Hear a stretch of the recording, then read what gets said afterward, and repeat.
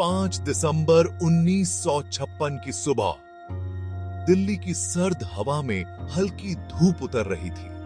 26 Alipur road स्थित एक घर में एक महान आत्मा अपनी जीवन यात्रा के अंतिम पड़ाव की ओर बढ़ रही थी। वो थे भारत के संविधान निर्माता, न्याय के पुजारी और करोड़ों शोषितों की आवाज, डॉक्टर भीमराव रामजी आंबेडकर। सुबह करीब 8 बजे बाबा साहब धीरे धीरे आंखें खोलते हैं। कई दिनों से उनका स्वास्थ्य ठीक नहीं था। डायबिटीज, नींद की कमी और लगातार लेखन ने उन्हें बेहद थका दिया था।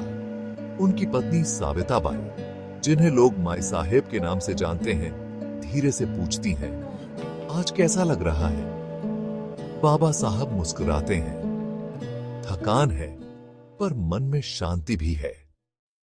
3 दिन पहले ही उन्होंने अपनी अंतिम पुस्तक द बुद्धा एंड हिज धम्मा पूरी की थी।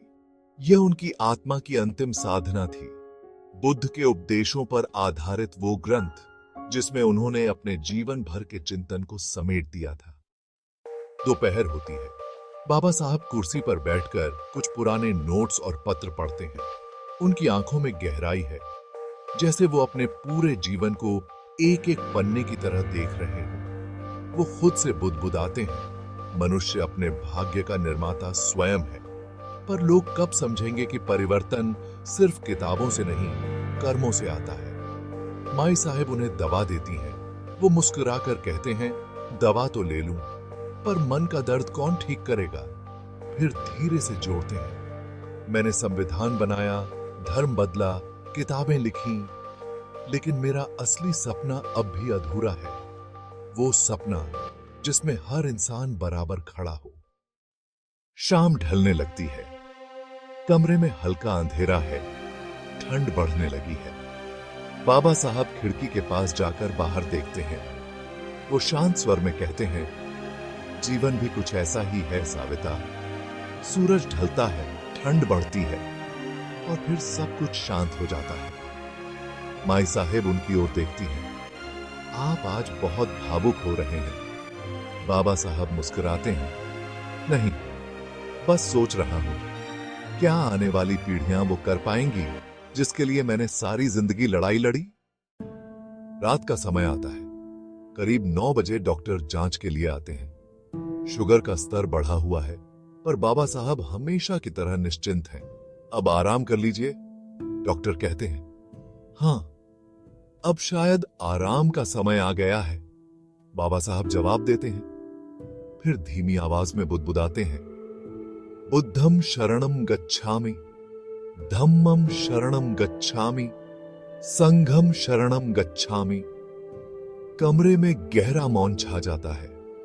रात गहराती जाती है। 5 और 6 दिसंबर की दरमियानी रात। बाबा साहब बिस्तर पर लेटे हैं। माई साहेब पास बैठी हैं। कुछ देर बाद बाबा साहब कहते हैं, साविता, अगर कल मेरी आंखें न खुलें तो घबराना मत।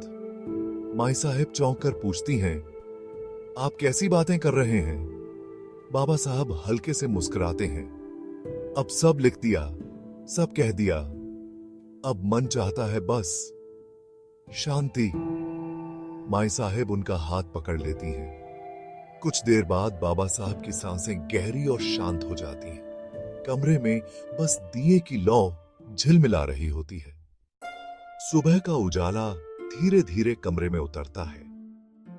6 दिसंबर 1956 सुबह करीब 6 बजे माई साहेब उठकर कहती हैं, बाबा साहेब उठिए, दवा का समय हो गया।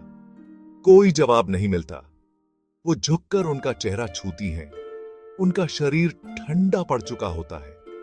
वो घबराकर चिल्लाती हैं, बाबा साहेब। डॉक्टर को बुलाया जाता है।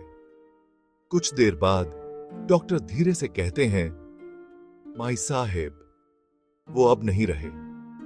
कमरे में सन्नाटा फैल जाता है। भारत ने अपना सबसे महान सपूत खो दिया था। सुबह होते होते खबर फैल गई, डॉक्टर भीमराव आंबेडकर का निधन हो गया। चारों तरफ शोक की लहर दौड़ गई। दिल्ली से लेकर मुंबई तक हर गली, हर मोहल्ले में आंसू थे। लोग कहते थे, आज न्याय मौन हो गया है। आज भारत ने अपना सबसे बड़ा बुद्धिमान खो दिया। 6 दिसंबर की दोपहर उनकी पार्थिव देह को जनता के दर्शन के लिए रखा गया। लाखों लोग उमड़ पड़े।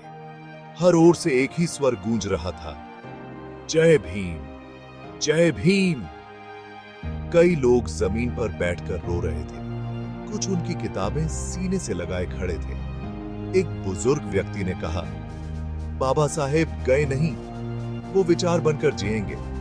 हर बार जब कोई अन्याय के खिलाफ खड़ा होगा, वो वहीं होंगे। बाबा साहब का अंतिम संस्कार बौद्ध रीति से हुआ। उनकी देह को मुंबई लाया गया, जहां लाखों अनुयायियों ने उन्हें अंतिम विदाई दी।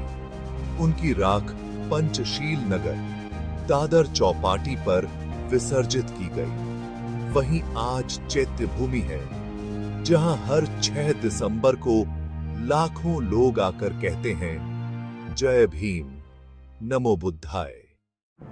बाबा साहब भले शरीर से चले गए, पर उनका विचार आज भी जिंदा है। हर उस दिल में जो समानता चाहता है, हर उस समाज में जो भेदभाव मिटाना चाहता है। उन्होंने सिखाया, शिक्षित बनो, संगठित रहो, संघर्ष करो। और यही 3 शब्द आज भी भारत की आत्मा की सबसे गूंजती आवाज हैं।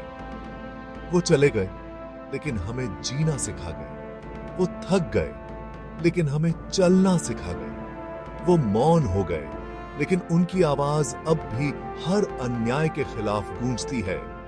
बाबा साहेब भीमराव आंबेडकर अमर रहे। जय भीम, नमो बुद्धाय।